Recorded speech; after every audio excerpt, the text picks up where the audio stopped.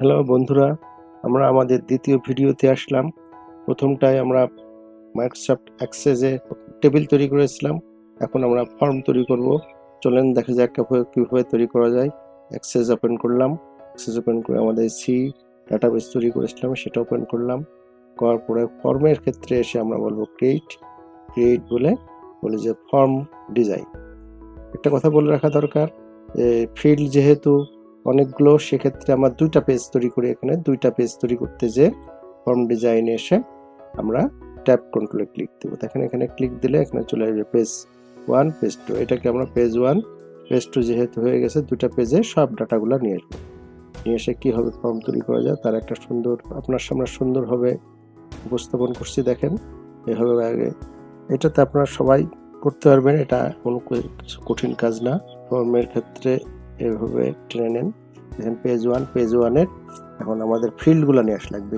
ওই ডাটাবেজে টেবিলে কি কি ফিল্ড আছে দেখেন এখানে শো। ডাটাবেজে ক্লিক দিলে ফিল্ড চলে আসছে। আইডি নাম্বার এখানে নিয়ে আসলাম। প্রথমে দেখেন আইডি নাম্বার নিয়ে আসার পরে এখন আমরা এই কয়টা ফিল্ড 5 পর্যন্ত একটা পেজে নিই। ঠিক আছে, নিয়ে আসলাম।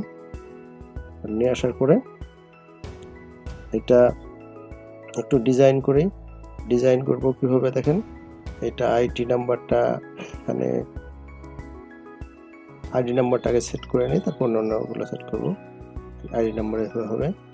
এখন আইডি নামে যদি আমরা এটাকে এই পর্যন্ত দিলাম, সামনে আস্তে আস্তে বড় বড় কথা আছে, এই জন্য আমরা এটাকে এভাবে এই সাইডটাকে সমান করে নিচ্ছি।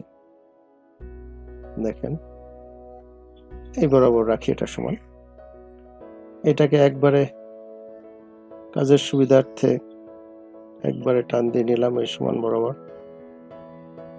তারপরে এন্ট্রি দেওয়ার ক্ষেত্রে দেখতে সুবিধার্থে সৌন্দর্যের ক্ষেত্রে আমরা কাজটা করতে পারি। এটাকে এবার করে নিলাম।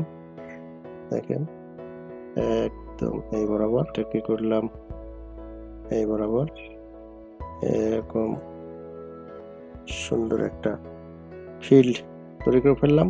এখন ফিল্ডের মধ্যে কি থাকবে আপনাদের প্রথমে দেখিয়েছিলাম, আমাদেরকে ওরা একটা ডাটাবেস ওয়ার্ডের একটা ফাইল দিয়েছে।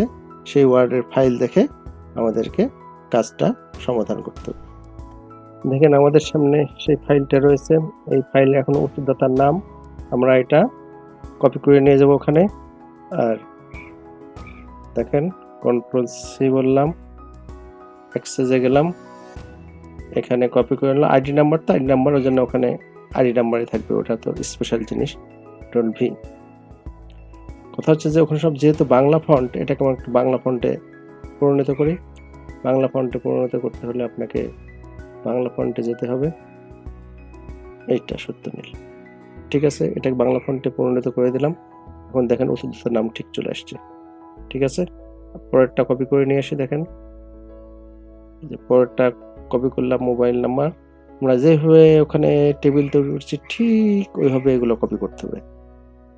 দেখেন এখানে নিয়ে দিলাম, এইটাতে আছে এটা হচ্ছে আপনার মোবাইল নাম্বার।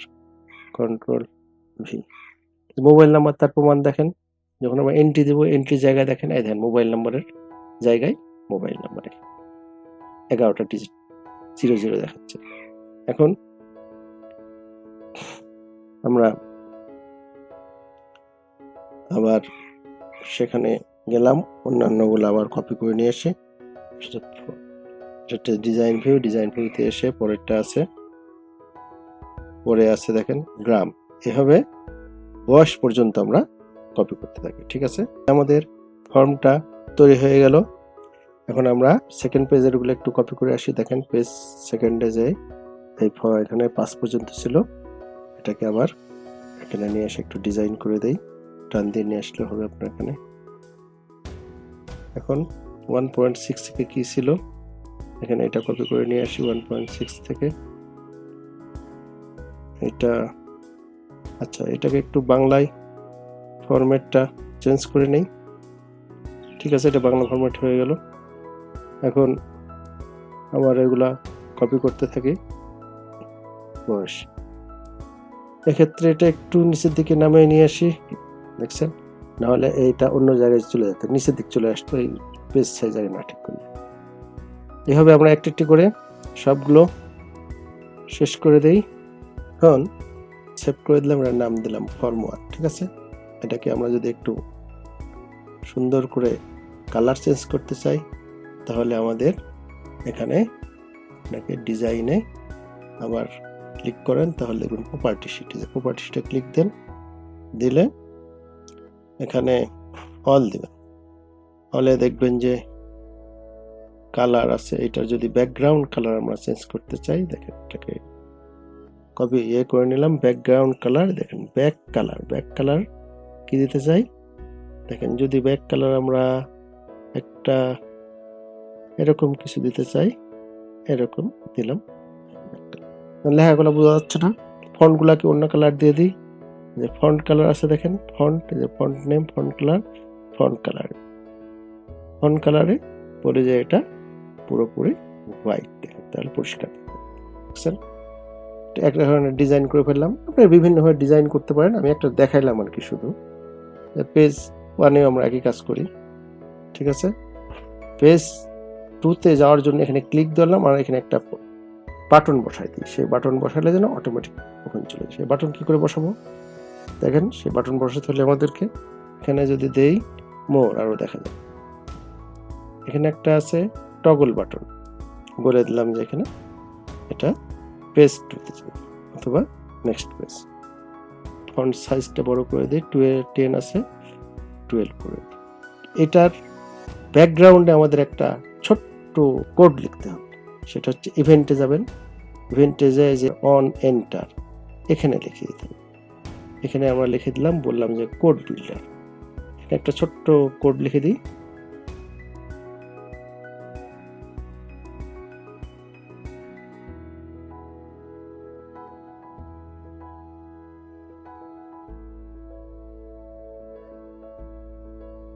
এটাকে আমরা এখান থেকে বের হয়ে আসলাম, সেভ করে দিই, সেভ অটোমেটিক হয়ে যাবে, কোনো অসুবিধা নেই। বের হয়ে আসলাম, দেখেন এটাকে আমরা সেভ করে দিই। এখন পেজ 2-তে যাই কিনা আমরা তার একটু প্রমাণ দেখি, go to second page click দেই, আর দেখেন সেকেন্ড পেজ চলে গেছে। ঠিক আছে বন্ধুরা, তাহলে একটা পেজ 1 পেজ 2 শেষ করলাম এটা। তারপরে আমরা পরবর্তীতে ভিডিওতে ডিজাইন ভিউয়ের এখানে আরেকটু কিছু অপশানে আসব। মনে করেন এন্ট্রি দেওয়ার আগ মুহূর্ত পর্যন্ত আমরা আরো কিছু কাজ করব, এখানে পরবর্তী ভিডিওতে আপনারা নিশ্চয়ই দেখবেন। ইনশাআল্লাহ পরবর্তী ভিডিওর জন্য অপেক্ষা করেন। Thank you very much.